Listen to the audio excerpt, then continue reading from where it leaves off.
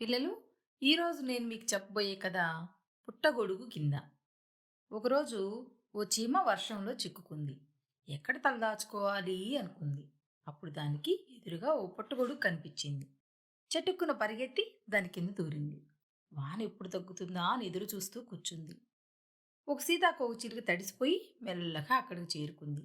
చీమ, నేను తడిసి ముద్ద కావటం వల్ల ఎగరలేకపోతున్నా, దయచేసి నన్ను ఈ పుట్టగొడుగు కింద ఉన్నీవా అంది.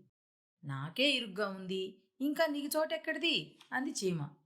పర్వాలేదు, ఇద్దరం కలిసి ఉంటే వెచ్చగా ఉంటుంది అంది సీతాకోకచిలుక. సరే అని రెండు సర్దు కూర్చున్నాయి. ఇంకా వాన కురుస్తూనే ఉంది. ఇంతలో ఓ ఎలుక అటుగా వచ్చింది. నా ఒళ్ళంతా ఎక్కడా పొడి లేకుండా తడిసిపోయింది. నన్ను కూడా మీతో పాటు ఉండనివ్వరా అని అడిగింది ఎలుక.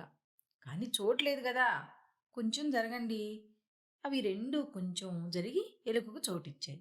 ఎడతెరిపి లేకుండా వాన పడుతూనే ఉంది. ఒక పిచ్చుక ఎగురుతూ అక్కడికొచ్చింది. నా రెండు రెక్కలు అలిసిపోయాయి, ఈకలు తడిసిపోయాయి. వాన వెలిసేంత వరకు నేను ఇక్కడ రెక్కలను ఆరబెట్టుకుంటాను. ఇక్కడ ఖాళీ లేదు, దయచేసి కొంచెం జరగండి. సరే. ఆ మూడు పక్కకు జరిగి పిచ్చుకను కూర్చోమన్నాయి. అప్పుడు కుందేలు అక్కడికొచ్చింది. నన్ను ఒక నక్క తరుముకుంటూ వస్తుంది, నాకు సాయపడి రక్షించండి అంటూ. పాపం కుందేలు, మనమందరం కాస్త జరిగి సర్దుకొని కూర్చుందాం. అలా కుందేలును దాచేశాయో లేదో నక్క రానే వచ్చింది. కుందేలును చూశారా అంటూ.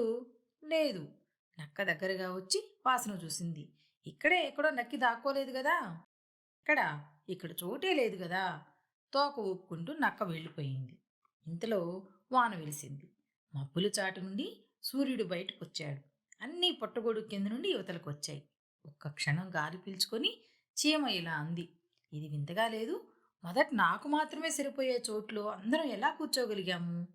బెకబెక అని ఎవరిదో నవ్వు వినిపించింది. తల పైకెత్తి చూశాయి. పుట్టగొడుగు మీద ఒక కప్ప నవ్వుతోంది. ఏమి వింత? పుట్టగొడుగు అని వాక్యం పూర్తి కాకుండానే కిందికి దూకి పారిపోయింది.